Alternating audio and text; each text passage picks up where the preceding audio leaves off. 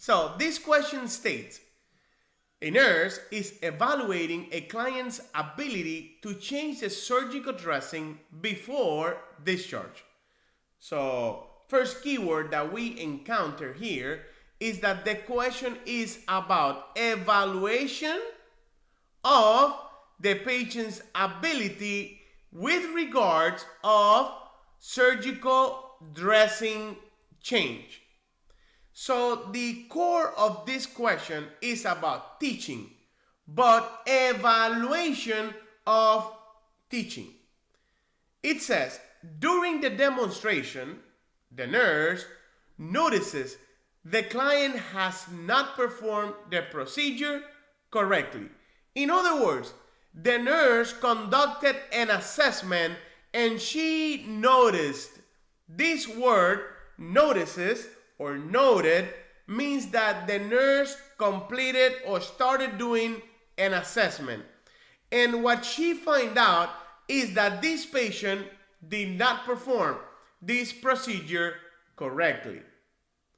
What is the most appropriate action? What this means is that there could be more than one appropriate answer, but you have to identify what is the most important one. So let's say the patient did something wrong during the procedure, and this is your action. Immediately change the dressing again to demonstrate the correct technique. Imagine that you're the patient. You try doing this surgical dressing change. You do the best you can. And the next step of the nurse, without talking to you, without explaining to you what was right or wrong, immediately start changing the dressing change without saying anything else. Do you think that is an appropriate action to make? That is not an appropriate action to make. There is no education or, important word, feedback performed. Remember, the order of teaching is you teach, you validate the teaching, you request the patient to attempt it, and then you have to provide feedback and reteach if something was done incorrectly. That is very, very important. So answer number one, I think we can take it out of the way. We can eliminate answer number one. Let's review answer number two. Answer number two says, praise the client for aspects of the procedure done accurately. In other words, wow, great. You did this, and that correctly. Good job. And correct the client's mistake. So I like answer number two for this reason. One, it praises the client, which stimulates the client to be involved in the education, but also teaches the client about the things that were performed incorrectly. In other words, in answer number two, the nurse is providing feedback. So for now, answer number two could be the correct answer. Let's go to answer number three. It says, praise the client for steps completed correctly. Very similar to answer number two. And then it says, refer the client to home care for follow-up. Uh-oh, we have a problem here. What is the problem that we have here?